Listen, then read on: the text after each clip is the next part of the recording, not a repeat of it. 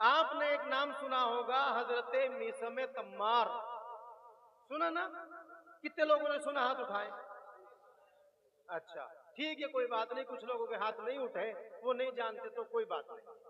حضرت میثم تمار یہ پہلے تو رسول اللہ کے صحابی ہیں، آپ کے بعد یہ مولا کائنات کے صحابی ہیں، اور جب مدینے سے رسول اللہ رخصت ہو گئے تو انہوں نے مدینے میں آنا جانا کم کر دیا تھا۔ تاریخ بہت خطرناک ہے، اگر پڑھوں گا تو نہ جانے کتوں کے پیٹ میں درد ہو جائے گا، اور مجھ سے قصداً یہ کہا گیا ہے کہ آپ کوئی بھی کنٹروورسی والی بات نہ پڑھیں۔ الحمدللہ میں کبھی کنٹروورسی والی بات پڑھتا ہی نہیں ہوں، میں تضاد والی بات پڑھتا ہی نہیں ہوں، میں پڑھتا وہ ہوں جو لکھا ہے، اور اگر وہ نہ پڑھوں جو لکھا ہے تو میری مجبوری ہے، پھر میں نے آپ کے ساتھ عدل نہیں کیا، میں نے آپ کے ساتھ انصاف نہیں کیا۔ اگر میں نے آپ کے ساتھ انصاف نہیں کیا، عدل نہیں کیا، تو اگر یہ پروگرام 1 گھنٹے کا ہے تو یہ 1 گھنٹے کا پروگرام نہیں ہے۔ میری تقریر میں کتنے ہاتھ اٹھے میرے لیے یہ امپورٹنٹ نہیں ہے، میری تقریر میں آپ لوگوں کے کتنے چہرے کھلے یہ بھی امپورٹنٹ نہیں ہے، کتنے خوش ہوئے یہ بھی امپورٹنٹ نہیں ہے۔ میری تقریر میں میرا مقصد یہ رہتا ہے، میرا مین بندو یہ رہتا ہے کہ جن کے نام سے میں یہاں آیا ہوں وہ کتنے خوش ہو رہے ہیں۔ بندوں سے کیا لینا؟ بھئی آپ میرے رازق نہیں ہیں، آپ مجھے مت بلائیے، نہیں بلائیے، کیا ہوا؟ میں بھوکا تھوڑی مر جاؤں گا۔ وہ اور لوگ ہوتے ہیں جو آنے سے پہلے نذرانوں کی باتیں کرتے ہیں، ٹکٹوں کی باتیں کرتے ہیں۔ ہمارا تعلق آپ سے نہیں ہے، اس لیے نہیں ہے کہ آپ ہمارے رازق ہیں، ہمارا اور آپ کا تعلق اس لیے ہے کہ آپ بھی حسین کو اپنا امام مانتے ہیں، ہم بھی حسین کو اپنا امام مانتے ہیں۔ آپ اللہ اکبر۔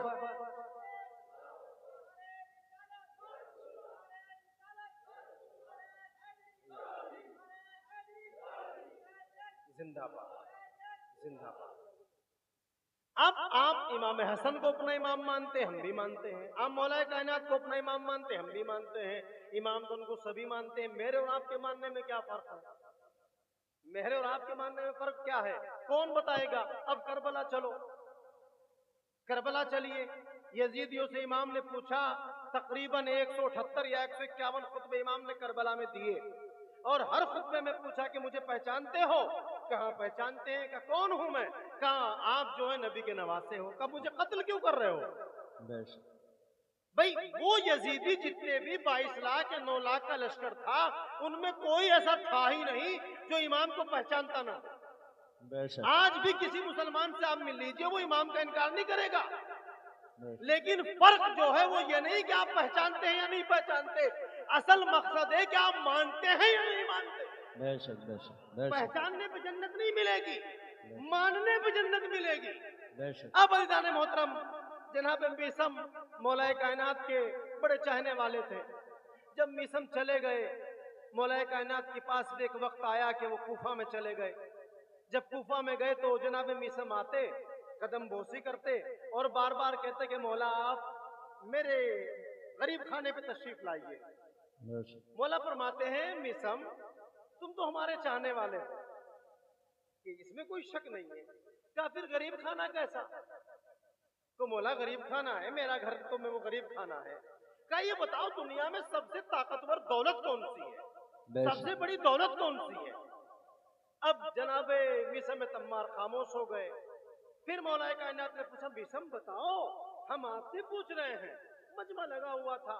جناب میثم نے کہا یہ عشق کی پہچان ہے، یہ عشق کی منزل ہے۔ جناب میثم نے پھر قدم بوسی کی، ہاتھ جوڑ کر کے کہا مولا آپ سے افضل کون جانتا ہے؟ آپ سے بہتر کون جانتا ہے؟ جناب میثم کو پھر مولا کائنات نے فرمایا میثم ہم تو جانتے ہیں، لیکن ہم آپ سے پوچھنا چاہتے ہیں کون سی بڑی دولت ہے؟ تو جناب میثم نے ایک مرتبہ اٹھ کر کے مجمع کو دیکھا اور دیکھنے کے لیے فرمایا مولا میرے لیے یا مجمع کے لیے؟ کہا میثم اپنے لیے بھی بتاؤ اور مجمع کے لیے بھی بتاؤ۔ کہا صاحب مجمع کے لیے تو مال و دولت ہے، سونا چاندی ہے، گوہر ہے، لال ہے۔ کہا آپ کے لیے کیا ہے؟ کہا میرے لیے آپ کی غلامی ہے۔ بے شک بے شک، سبحان اللہ۔ نعرہ تکبیر، نعرہ تکبیر، نعرہ رسالت، نعرہ رسالت، نعرہ حیدری، नाराए हैदरी, फैजान अहले बैत, नाराए तकबीर। काफिर हमारी गुलामी है, हमारी मोहब्बत है, तो उसको रखते कहाँ हो? उसके रखने की जगह कहाँ है? क्या सरकार पूरे जिस्म में जो सबसे इंपॉर्टेंट चीज है, जो सबसे कीमती शे है, उसका नाम है दिल। बेशक हम उसको दिल में रखते हैं। बेशक कहा वो बेशक। दिल कहाँ रहता है? कि मेरे साथ रहता है। कि आप कहाँ रहते हैं? कहा कि जहाँ दिल रहता है वहीं मैं रहता हूँ। कहा कि जब वो दौलत दिल में रख दी गई तो दिल भी बहुत कीमती हो गया, और जब वो दिल आपके अंदर रख दिया गया तो आप भी बहुत कीमती हो गए। अब आप कहाँ रहते हो? कहा मैं एक घर में रहता हूँ। कहा जिस तरह आप कीमती हो इसी तरह वो घर भी कीमती आए है, है, वाह वाह, उसको बेशक, गरीब सुभान खाना अल्लाह ना कहो। सुभान अल्लाह। अब मजमे ने कहा कि मौला कैसी बातें कर रहे हो? मौला ने देखा कि हाँ अब ये जो है मिसम पे टोन कसेंगे, क्योंकि आदत होती है। आजकल हमारे यहाँ जो जायजा लिया जाता है ना, किसी की शेरवानी देखकर, किसी की टोपी शोपी देखकर, किसी का जुब्बा कुब्बा देखकर लिया जाता है। मौलवी बड़ा टोकता है जी ना? आपके पाँव में जूते अच्छे पड़े ना, अरे बंदा बहुत लंबा सा सलाम कीजिए इसको। मेरे अजीजो, किसी को सलाम करना है ना तो इसलिए किया करो कि ये अल्लाह का बंदा है, बेशक बेशक बेशक। इसलिए ना क्योंकि इसके पास जूते अच्छे, इसकी शर्ट अच्छी है, इसकी पैंट अच्छे। नहीं नहीं, ये अहले बैत का तरीका नहीं है, ये बुजुर्गों का तरीका नहीं है, बल्कि बुजुर्गों का अहले बैत का तरीका ये कि आप जिसको भी देखो उसको सलाम कीजिए, उसकी बेशक ताजीम कीजिए, उसको दुआ दीजिए। इंशाल्लाह आऊंगा मैं अपने मौजू पर। अब जनाब मिसम्स की गुफ्तगू को सुनते हुए मौलाए कायनात ने कहा ठीक है, हम आते हैं आपके यहाँ।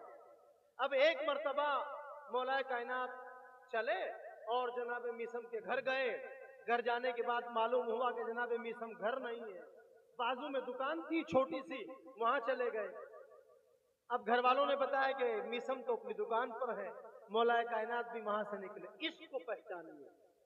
मौलाए कायनात वहां से उनकी दुकान पर चले गए। दुकान पर जाने के बाद जनाब मिसम ने देखा और जनाब मिसम खड़े हो गए और इतने खुश हो रहे, इतने खुश हो रहे, इतने खुश हो रहे कि जल्दी से अपनी दुकान से बाहर निकले और आकर के मौलाए कायनात को सलाम किया, कदम बोसी की, हाथ चूमे, और चूमने के बाद कहा कि मिसम इतने खुश क्यों हो रहे हो? बेशक। कहा मौला, जिसके करीब दुनिया की सबसे बड़ी दौलत खुद चल कर आ जाए, आए है, वाह वाह, उसका बेशक मुकद्दर कितना रोशन होगा। बेशक कहा क्या बेशक। मिला है? कहा मुझे तो आज जिंदगी में महराज हो गई, अली जो मेरे दर पे आ गए। वाह वाह वाह, आप बेशक अजीजान बेशक, मोहतरम, सुभान अल्लाह जैसे सुभान ही अल्लाह। मौलाए कायनात आए तो ग्राहक भी आने लगे। थोड़ी सी खजूरें मिसम की दुकान में रखी हुई थी। अब जनाब मिसम ने मौलाए कायनात को देखा तो जाहिर सी बात है मेहमान नवाजी तो की जाएगी ना, जी है ना? बेशक। अब भाई मेहमान नवाजी की जाएगी। अब जनाब मिसम ने कहा मौला आप जरा मेरी दुकान पे बैठिए, मैं आता हूँ आपके लिए, अभी जाता हूँ आता हूँ। बस कुछ भुखमंगे इधर उधर घूम रहे थे।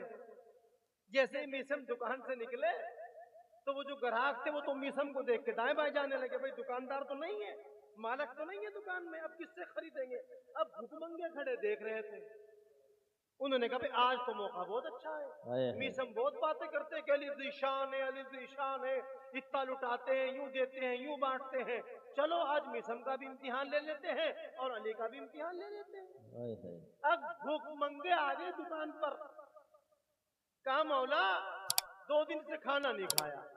अल्लाह मौला ने मिसम की खजूरों में हाथ डाला और कहा 2 दिन से तूने ही थोड़ी खाना नहीं खाया, तेरे बच्चों ने भी नहीं खाया, ले और लेके जा, और लेके जा। अल्लाह। देते गए और आए। और अब ये तो आज हमारे यहाँ भी कल्चर है, जी जी खाने की जब डेग होती है तो 500 होते हैं, और खाने की डेग के बाद जब कोई तज़किरा अहले बैत होता है तो 50 भी मुश्किल से होते हैं। बेशक।